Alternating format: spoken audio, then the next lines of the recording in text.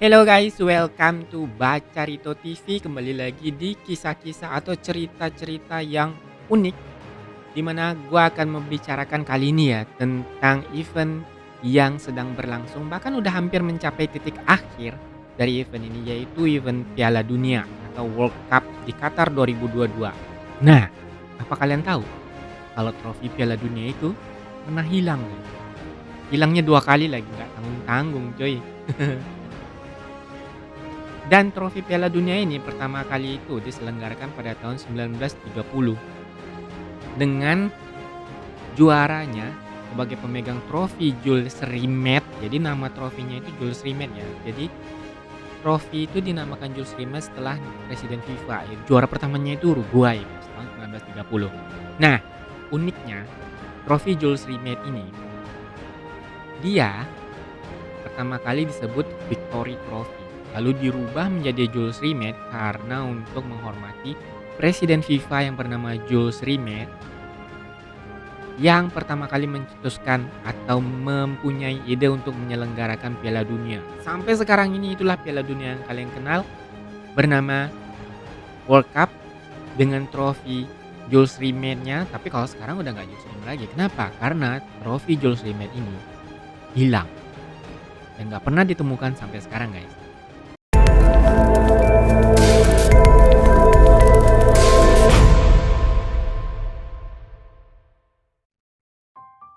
Jadi, kompetisi pertama internasional itu ya guys, itu bukannya Piala Dunia. Karena justru turnamen pertama itu diselenggarakan di Inggris. Itulah kenapa Inggris itu disebut sebagai rumahnya sepak bola. Jadi kalau misalnya Inggris juara dunia, maka mereka bilangnya kayak gini, football is coming home. Jadi sepak bola itu pulang ke rumahnya gitu. Kata mereka seperti itu. Dan yang pertama itulah British Home Championship ya. Itu pertama kali digelar tahun 1884. Nah, itu kompetisi yang cukup tua, kompetisi internasional ya, guys. Setelah itu secara bertahap ada yang namanya Olimpiade. Nah, Olimpiade musim panas, kan ada Olimpiade musim dingin, ada Olimpiade musim panas. Nah, ini Olimpiade yang diselenggarakan musim panas karena kalau Olimpiade musim dingin setahu gua ya itu cuma diikuti oleh negara-negara yang 4 musim. Karena kalau Indonesia kan nggak ada 4 musim ya, yang ada itu musim durian, musim rambutan gitu kan. Nah, nggak mungkin kan pakai musim buah-buahan. Jadi mereka itu menyelenggarakan Olimpiade musim panas tahun 1900, pas 1900 guys. Lalu setelahnya kompetisi ini diselenggarakan oleh FIFA. Jadi waktu itu tahun 1904 FIFA didirikan ya.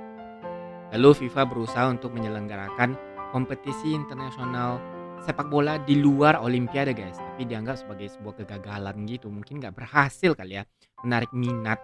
Sir Thomas, ini ada Sir Thomas, lagi-lagi dari Inggris, Sir Thomas Lipton. Dia itu berusaha menyelenggarakan turnamen yang bernamanya dia sendiri, Sir Thomas Lipton Trophy di Torino, Italia berarti. Kalau bagi yang tahu Juventus dan Torino, nah mereka kan ada di sana ya. Kotanya namanya Torino. Kalau klub terbesar di Torino itu ya Juventus.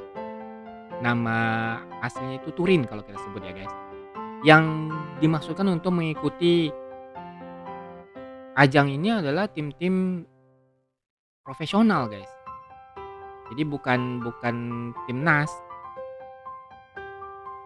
Dan ini kejuaraan antar tim ya, bukannya timnas. Dan ini kadang disebut Piala Dunia pertama. Seharusnya sih kalau dia kayak tim individu masih belum bisa dibilang klub.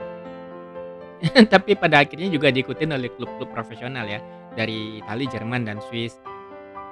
Itulah mereka nyebutnya ya kadang-kadang sebagai Piala Dunianya. Tapi masih belum karena pada tahun 1914 FIFA setuju nih kalau turnamen Olimpiade itu diakui sebagai kejuaraan sepak bola amatir. Dan FIFA bertanggung jawab untuk menyelenggarakan itu. Jadi yang bagian Olimpiade sepak bolanya itu diakui oleh FIFA dan itu diselenggarakan oleh FIFA. Nah, pada Olimpiade pertama, ya bukan Olimpiade pertama guys. Pada Olimpiade yang menyelenggarakan sepak bola antar benua pertama di dunia yang diselenggarakan oleh FIFA tahun 1920, diikuti oleh Mesir dan 13 tim Eropa, dimenangkan oleh Belgia. Nah, lu bisa bayangin. Jadi sebenarnya Belgia itu yang pertama kali memenangkan penyelenggaraan sepak bola yang resmi diakui oleh FIFA. Terus habis itu Uruguay. Nah, pada saat itu ya, Uruguay itu tim yang sangat-sangat kuat. Jadi tahun 1924 dan 1928 itulah tim yang paling kuat, salah satunya Uruguay. Selain waktu itu Belgia, terus nanti juga ada, kalau kita tahu, Uni Soviet, terus Hungaria itu kan mempunyai pemain terkenal pada masanya.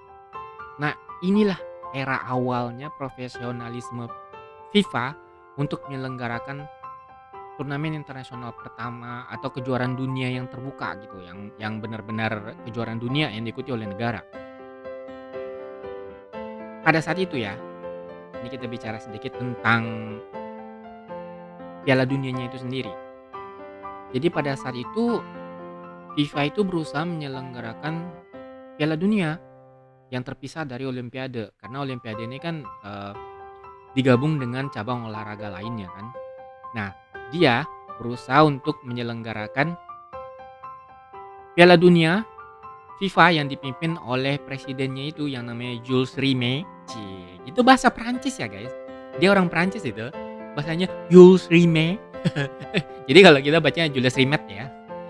Terus diselenggarakan itu pada 28 Mei 1928 di Kongres FIFA. Nah, ini kongres-kongresan guys. Jadi memutuskan kalau kejuaraan dunia itu terpisah. Jadi Piala Dunia itu akan dipisah di Amsterdam. Dan Uruguay sebagai pemegang kejuaraan dunia pada saat itu, yang Olimpiadenya itu diundang untuk memperingati 100 tahun kemerdekaan mereka juga pada tahun 1930. Dan dia ditetapkan sebagai tuan rumah.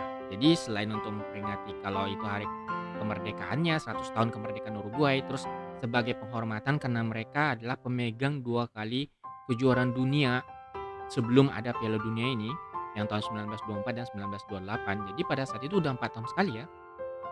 Udah terencana ya. Mereka punya rencana guys. Terus habis itu diselenggarakanlah pada tahun 1930 Piala Dunia ini.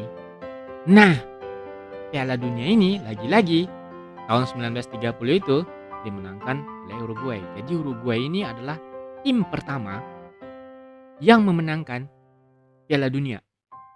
Mereka pemegang trofi Jules Rimet pertama. Sekarang kita masuk ke trofinya. Nah, trofi Jules Rimet itu sendiri, seperti yang kalian tahu lah, dia diambil dari nama Presiden FIFA itu untuk menghormati Presiden FIFA. Sebenarnya namanya itu ya pertama kali itu bukanlah trofi Jules Rimet, tapi trofi Champion. Bukan, trofi Victory. Jadi Victory Trophy. Dan Uruguay inilah tim yang pertama kali mendapatkan kehormatan untuk memiliki trofi Jules Rimet tersebut.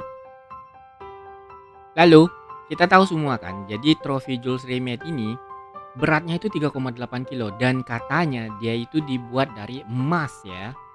Emas, walaupun ada beberapa yang membantah bahwa ya mungkin dia emas, cuma hanya berlapis, nggak semuanya murni emas guys. Seperti kalau trofi yang baru sekarang itu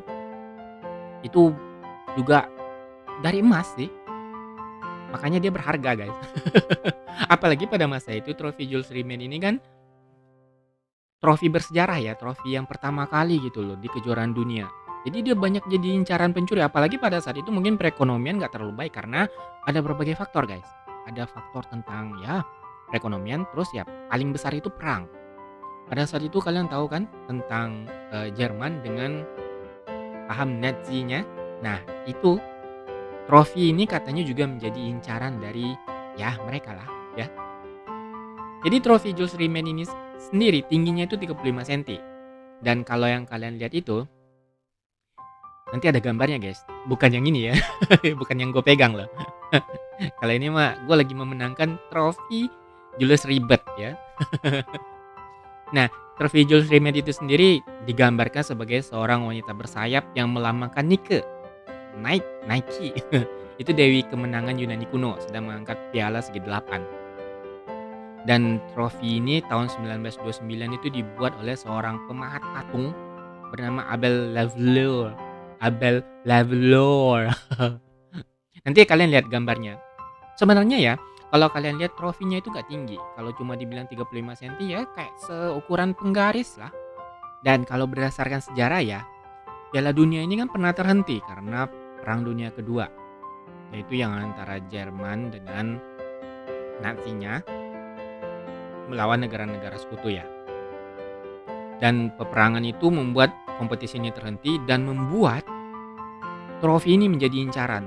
Karena kalian tahu kan pencuri-pencuri dari kelompok Nazi itu mengincar trofi ini, entah itu karena sejarahnya, entah karena itu value-nya atau nilainya, entah itu karena harganya. Karena memang dia katanya berlapis emas. Dan ini jadi Federasi Sepak Bola Italia waktu itu yang menyimpan piala atau trofi Jules Rimet ini disimpan di brankas bank di kota Roma. Presiden sepak bola Italia waktu itu ya, Vittorino Barassi, khawatir tuh.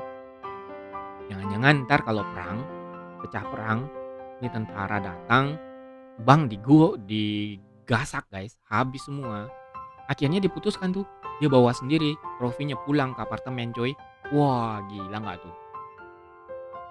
Pas dibawa pulang ke apartemen, itu kelompok Nazi ya udah tahu tuh ini kayaknya mau dipindahin. Nah jadi pas dipindahin dibawa ke apartemen, datanglah kelompok-kelompok Nazi ini. Woi gila guys, digeledah. Tapi hebatnya gini, dia nyimpennya itu bukan di tempat yang biasa dicari orang gitu. Kalau kita ya biasanya kalau mau nyimpan barang berharga gitu, simpan di kotak yang bagus, awet gitu kan, tahan, brankas. Kalau perlu di rumah ada brankas, tapi itu kan mudah ketahuan ya.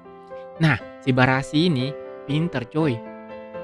Dia nyimpan nyimpan trofinya ini karena trofinya itu nggak terlalu besar, nggak kayak sekarang. Kalau sekarang itu kan tinggi ya, gede, udah gitu bulat lagi. Kalau ini enggak. Sebenarnya ini kayak trofi Oscar kalau kalian lihat ya. Dia ini nyimpennya itu di kotak sepatu, guys. Bayangin, udah di kotak sepatu, di bawah kolong tempat tidur lagi. Kalian bisa bayangin nggak? Itu tentara Nazi matanya kemana coba? Nggak meriksa sampai bawah kolong tempat tidur. Udah gitu mungkin dikira gila. Ini orang udah kaya jadi ketua Federasi Sepak Bola Italia. Cuma nyimpan kotak sepatu tua gitu. Udah gitu dikira itu cuma sepatu lama. Akhirnya selamat nih. Ini selamat nih dari perampokan. Jadi perampokan ya. Itu adalah momen pertama trofi ini mendapat ancaman pencurian ya dari kawanan pencuri, dari kelompok Nazi. Nah, tahun 1958 keaslian trofi Jules Rimet ini sempat diragukan kan sama wartawan yang bernama Joe Coyle. Bukan Jokol ya, Joe Coyle. Katanya trofi Jules Rimet ini tingginya lebih 5 cm gitu dibandingkan yang dibawa ke Swedia untuk Piala Dunia 1958. Jadi dibandingkan dengan yang sebelumnya, katanya kok tingginya nggak sama gitu. Ini antara orang matanya keder atau ya memang trofinya ditukar gitu kan. Nah jadi karena ada klaim dari Joe Coyle ini, Jerman Barat waktu itu yang sebagai pemenang Piala Dunia tahun 1954 dianggap udah nukar atau mengganti trofi Jules Rimet yang asli. Padahal gimana ya kalau mereka udah punya mah. Oh maksudnya gini guys. Jadi mungkin mereka kan dapat nih. Jadi setiap juara itu dia berhak menyimpan trofi Piala Dunia itu. Habis itu nanti berikutnya dikasih lagi kan. Jadi mungkin mereka pengen memiliki trofi itu untuk selamanya gitu. Maklum waktu itu kan harga emas berapa. Terus mereka butuh biaya buat perang. Ini Jerman ya guys. Terus diganti, itu curiganya si wartawan ini kan. Tapi karena ya nggak pernah ada verifikasi tentang apakah piala Jules Rimet ini yang asli atau nggak pernah ada gitu. Pokoknya setiap kali kejuaraan dibawa dikasih gitu. Setiap kejuaraan dibawa dikasih gitu. Nah, akhirnya 6 tahun setelah itu, jadi dari tahun 1958 tambah 6 tahun guys. Jadi kemungkinan 6 tahun setelah itu ya, dia ini tahun 1966. Yang gue ingat tahun 1966 itu Inggris juara dunia bersama Sir Bobby Charlton, terus siapa lagi ya? Ada tuh pemain MU ada, pemain Liverpool ada di sana tuh mereka juara dunia dan gue masih ingat waktu itu lawannya itu Jerman. Itu lawannya Franz Beckenbauer. Gue masih ingat ketika Jerman kalah berapa ya? 1-0 ya? Jerman kalah 1-0 dengan gol yang kalau misalnya sekarang ada VAR, maka Inggris kemungkinan nggak akan pernah juara dunia. Jadi golnya waktu itu gol hantu ya disebut ya. Nah, itu legendaris banget. Uniknya gini, Beckenbauer itu pemain hebat ya. Kaisar, Der Kaiser. Dia nggak pernah ngeluh tentang gol tersebut. Dia cuma bilang kayak gini, kalau nggak salah nih ya. Dia bilang kayak gini, Inggris juara dunia pada saat itu tahun 1966 itu cuma karena Sir Bobby Charlton itu sedikit lebih hebat dari dia. Itu aja. Karena di Piala Dunia berikutnya itu Jerman juara guys, kalau nggak salah ya. Jadi dia nggak pernah komplain tuh tentang gol-gol yang kayak gitu. Dia cuma tahu Inggris juara dunia dia pantas. Karena Bobby Charlton pada saat itu lebih jago dibandingkan Beckenbauer. Sedikit, habis itu dibalas. Nah, ini ya yang menariknya gini. Jadi trofi itu kan pulang ke rumahnya sepak bola ke Inggris. Trofi Jules Rimet dipamerkan di Westminster Central Hall. Jadi ini kayak ruang museum atau pamerannya gitu kan. Uniknya gini, dia udah dilakukan pemeriksaan rutin, ada 4 orang keamanan, terus jam 12:10 doar hilang coy. Itu trofi raib. Mana itu trofi ya 3 bulan sebelum Piala Dunia tahun 1966. Jadi 3 bulan sebelum kejuaraan dunia di Inggris itu. Bayangin, itu trofi pulang ke Inggris, hilangnya di Inggris. Inggris ngakunya dia itu rumah sepak bola dunia gitu kan karena dia mempunyai federasi yang paling tua di dunia gitu. Hilang. Karena ya Presiden FA itu pernah dapat ancaman gitu, Joe Marsh dapat ancaman untuk menebus trofi Jules Rimet dari pencuri. Tapi pencurinya itu yang pengancamnya itu tertangkap, tapi nggak ada bukti yang menghubungkan bahwa pengancam Joe Marsh dengan insiden pencurian itu. Jadi pencurinya ini nggak bisa dianggap mencuri trofinya karena 7 hari setelah pencurian. Cuma 7 hari setelah pencurian guys, pencurinya takut gila. Trofi Jules Rimet itu ditemukan di sebuah kota di London. Uniknya trofi itu ditemukan oleh Doggy, anjing yang bernama Pickles bersama pemiliknya. Lagi jalan-jalan nih keliling Upper Norwood, London Selatan itu. Jadi di London ketemu tuh di semak-semak terbungkus koran. Jadi mungkin yang pencurinya takut juga kali ya. Maksudnya ini bagian sejarah Inggris ya. Nanti gue ceritakan tentang pencurian selanjutnya. Itu perbedaan, gue rasa itu perbedaan watak dan akhlak. Lu bisa bayangin ada seorang pencuri yang berwatak mulia dan berakhlak mulia kayak yang ini. Jadi dia mungkin antara sadar dan tidak atau takut gitu kan. Kalau misalnya ketangkep, wah hukumannya berat gitu. Kalaupun nggak ketangkep, beban batinnya berat guys. Kenapa? Inggris bakal jadi tuan rumah Piala Dunia. Itu yang mesti diingat. Yang kedua, pada saat itu Inggris menjadi kayak apa ya? Mungkin gue bisa bilang klub-klubnya itu di Eropa itu ya raja lah, kayak Liverpool itu kan dengan tim-timnya, terus MU dengan Bobby Charltonnya. Jadi mereka lagi semarak-semaraknya gitu dalam hal sepak bola. Jadi mungkin malingnya itu punya kesadaran yang lebih gitu, dibalikin aja. Jadi sampai sekarang itu ya pelaku pencuriannya belum tertangkap. Nggak ada yang tahu bagaimana trofi Jules Rimet itu bisa sampai ke semak-semak gitu. 4 tahun sesudah itu, ini kan udah Piala Dunia di Inggris nih tahun 1966 ya kan, dan Inggris juara dunia waktu itu guys, tahu gue ya, seingat gue ya, kalau salah kalian koreksi di kolom komentar. Kalau nggak salah waktu itu begitu. Jadi setelah berikutnya itu tahun 1970 itu Brazil juara dunia, itu Piala Dunianya di Meksiko. Jadi setelah 4 tahun berselang, trofi asli Jules Rimet ini resmi jadi milik Brazil. Berarti kalau Brazil itu era Pele ya, tahun 1970 kalau nggak salah, Pele. Dan Brazil nyimpen itu, memberikan hak tuh dikasih sama FIFA, nih simpen nih. yang berhasil meraih 3 gelar Piala Dunia untuk menyimpan trofi Jules Rimet. Oh, ini yang ketiga berarti, guys. Kalau yang ya masih Pele sih setahu gua. Pele itu pemegang juara dunia 3 edisi ya? Kalau nggak salah ya, teman-teman. Ya, guys. Jadi Pele itu eh, pemegang juara dunia 3 kali. Berapa banyak orang yang bisa megang juara dunia 3 kali? Masih Pele sendiri ya, seingat gua. Jadi ketiga kalinya itu FIFA itu punya ketentuan, guys. Jadi piala trofi Jules Rimet ini diberikan secara permanen. Nah, gitu guys. Jadi FIFA memang ngasih hak kepada negara yang berhasil meraih 3 gelar Piala Dunia untuk menyimpan trofi Jules Rimet. Jadi trofi ini disimpan sama Federasi Sepak Bola Brazil, CBF. Disimpanlah di lantai 3 kantor pusat di Rua da Alfândega, kota Rio de Janeiro. Wih, Rio de Janeiro ini yang sering menyelenggarakan festival dan banyak copet. Ya, dari yang berita gue tahu gitu. Banyak copet dan banyak kehilangan. Nah, jadi ini mungkin tahun 70 mereka juara dunia.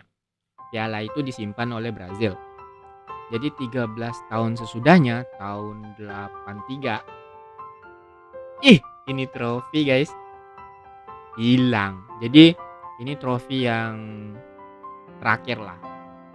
Trofi terakhir Jules Rimet yang hilang, itu nggak pernah ditemukan lagi. Dan Brazil malunya minta ampun ya, karena seharusnya ya trofi itu trofi sejarah mereka sebagai satu-satunya negara yang punya trofi Jules Rimet. Negara lain nggak punya lagi, nggak akan pernah punya. Tapi sayangnya entah karena pengamanannya yang kurang bagus atau disinyalir itu justru petugasnya itu yang terlibat dalam pencurian. 13 tahun sudah mereka juara dunia, trofi bersejarah ini hilang. Ini trofi legendaris ya guys. Oke lah. Oke lah, dia ini mungkin kalau bisa dibilang nilainya cukup besar ya untuk beberapa orang di negara tertentu. Yang bisa dibilang kalau Brazil kan tingkat perekonomiannya nggak sebagus negara-negara Eropa. Oke lah. Tapi kalau lebih dari itu, harusnya trofi ini kan trofi yang sangat bersejarah kan.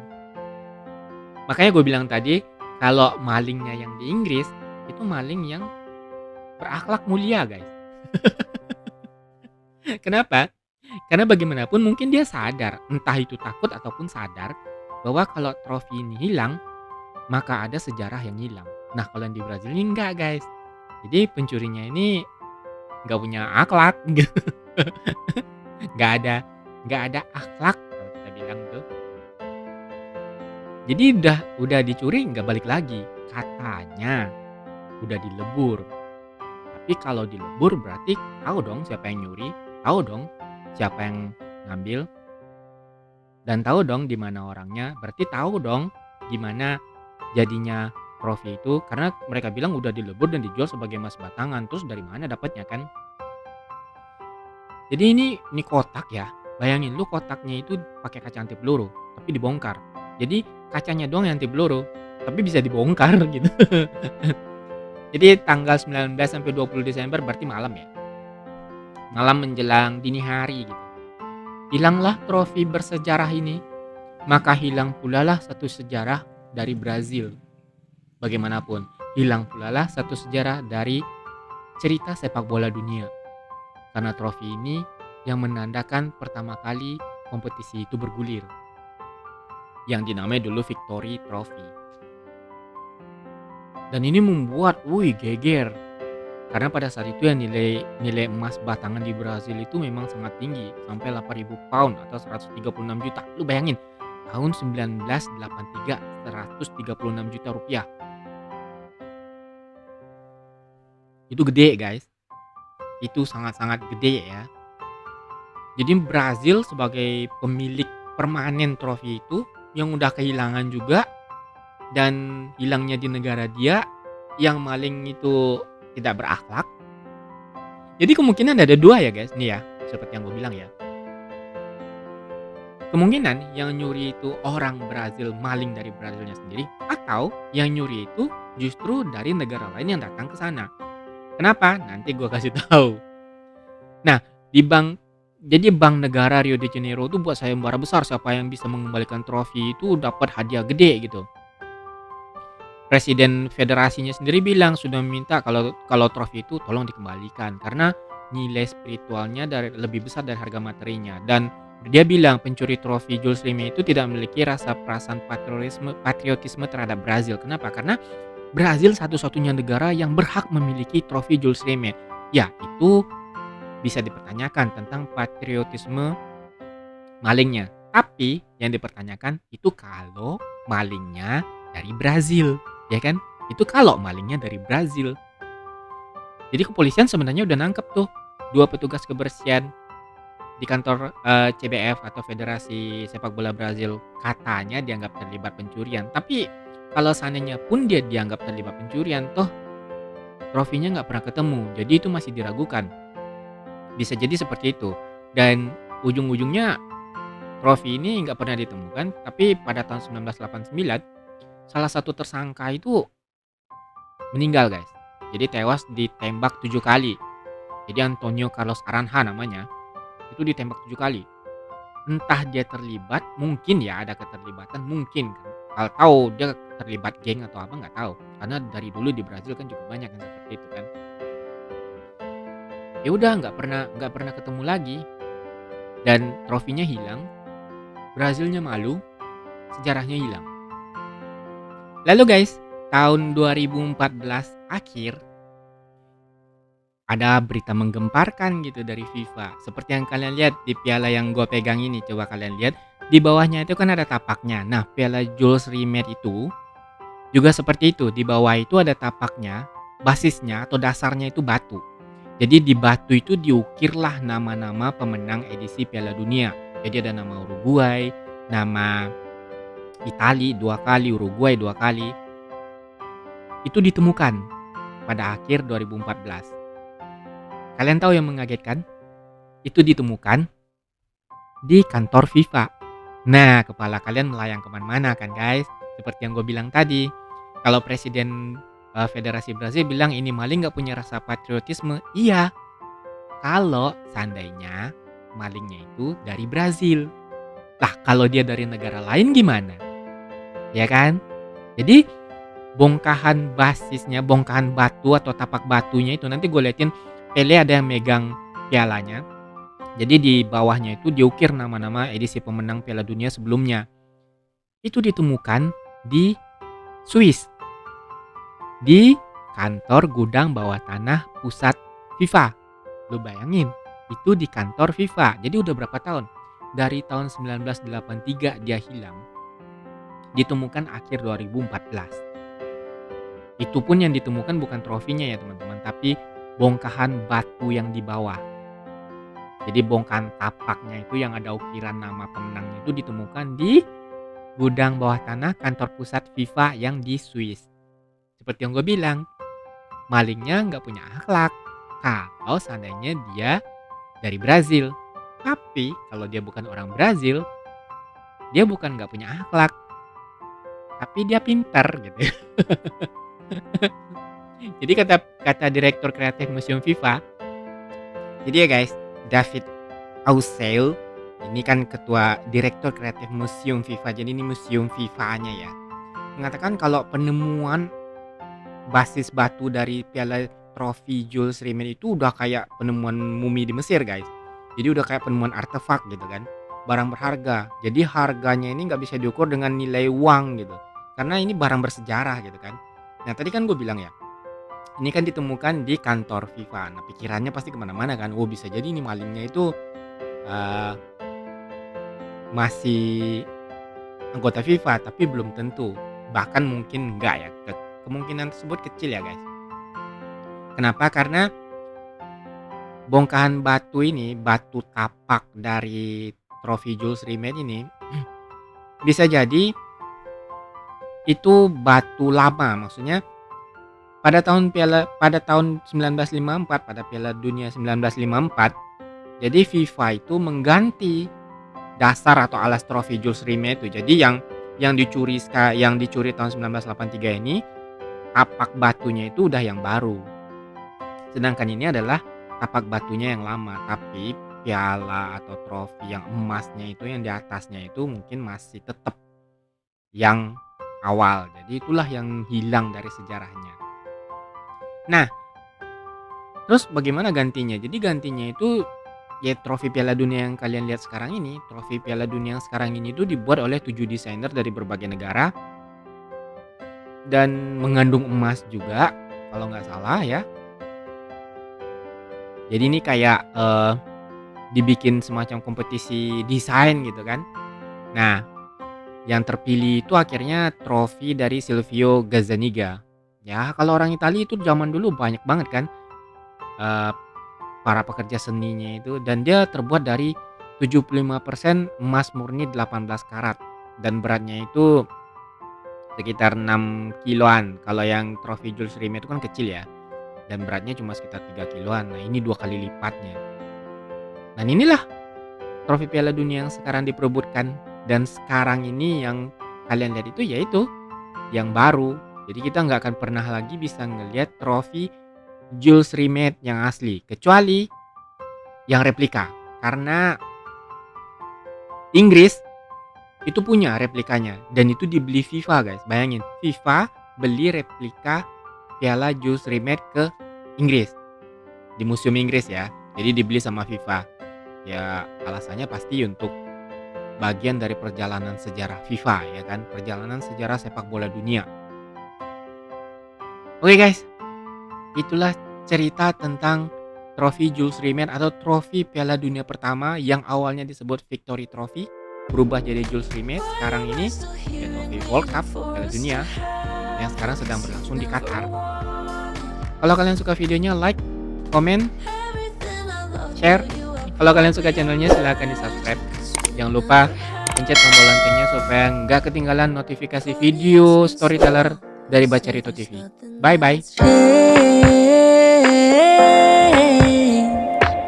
And it was never your fault. Wish there was something to blame.